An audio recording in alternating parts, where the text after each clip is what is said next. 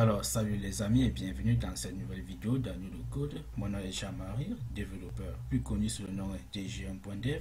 Alors, dans cette vidéo, je vous propose de parler de la thématique pourquoi apprendre à faire informatique.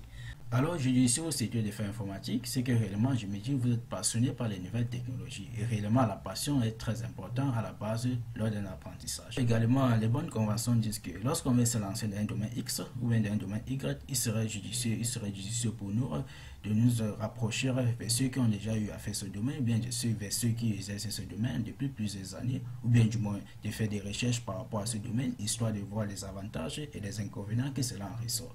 Dans notre cas, au niveau des technologies, on n'a vraiment pas besoin de le faire. Vu qu'aujourd'hui, ceux qui amassent des plus grandes fortunes aujourd'hui manipulent les technologies. C'est le cas d'Amazon, de Facebook, de Microsoft, de Bill Gates et ainsi de suite. Donc non seulement aujourd'hui on dépend des technologies, mais cette technologie-là impacte plusieurs domaines, tels que le domaine du génie civil, le domaine des mathématiques, le domaine de la mécanique, le domaine de la physique et ainsi de suite. Alors, trace de bavardage, j'aimerais vous présenter une vidéo que je trouve assez intéressante pour vous.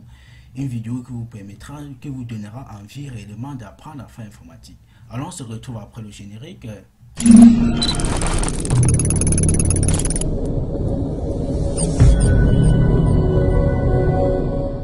Contrôler son domicile à partir de n'importe quelle partie du globe terrestre sans connexion Internet, juste à l'aide de tout type de téléphone portable, c'est désormais possible grâce à une application qui s'appelle Smart Home.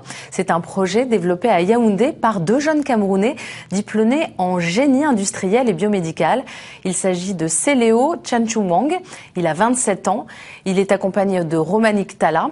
L'application permet entre autres de télécommander à distance les équipements électriques, électroménagers, d'installer et de contrôler un système de verrouillage automatique des portes dans les bureaux. La start-up peut être accessible à partir de 250 000 francs CFA. Un sujet de Chimène Baleba, d'Eric Abba et Cyril Nguijoy. Ce domicile en périphérie de Yaoundé est l'un des premiers à expérimenter Smart Home. Résidant dans ce quartier depuis plus de 25 ans, le couple Safounier était régulièrement victime de braquages avec des pertes évaluées à plus d'1 million de francs CFA. Grâce à cette nouvelle application qui donne la possibilité de surveiller son domicile, peu importe où l'on se trouve, juste en un clic, ils peuvent ainsi installer un système de verrouillage automatique des portes, télécommander les appareils électriques, tout en contrôlant leur consommation en énergie.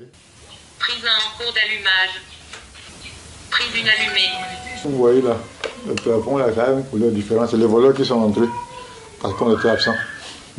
On a dit ok, maintenant on va souvent. Quand ils ont bien expliqué, d'ici on fait ça. Désormais, si on est à l'extérieur et on va simuler notre présence, on allume au salon. C'était la première motivation, mais en utilisant ce contrôle-là, on a remarqué que nos factures d'électricité ont baissé. Tala Romanik est cofondateur de la start-up. Pratiquement chaque week-end, il s'assure de la bonne marche du dispositif. Ingénieur en technologie biomédicale âgé de 32 ans, il n'était qu'un jeune étudiant lorsqu'il participe à la conception de ce projet en 2017. Smart Home vient d'un problème que nous avons eu en classe de première. J'étais à l'extérieur, il a plu et puis l'éclair est venu et puis ça a grillé l'ordinateur. En faisant la formation, donc en évoluant, nous nous sommes rendus compte que nous pouvions résoudre ce problème et que c'est un problème que beaucoup de personnes au Cameroun avaient. Une idée de génie qu'il façonne avec l'aide de son camarade Seléo Chanchumwang, 27 ans, diplômé en génie industriel. Nous sommes allés à sa rencontre. Opérationnel depuis 2018, Smart Home n'est pas assez vulgarisé. Les deux concepteurs, toujours à la quête de l'onction des pouvoirs publics et des partenaires. Il faut véritablement qu'on fasse un certain tapage médiatique, que les gens puissent être au courant et que ce soit à leur portée. Le duo de chercheurs aspire désormais à développer un modèle de Smart Home plus compétitif afin de challenger. Alors les gars, je ne sais pas ce que vous en dites, mais pour moi c'est carrément exceptionnel.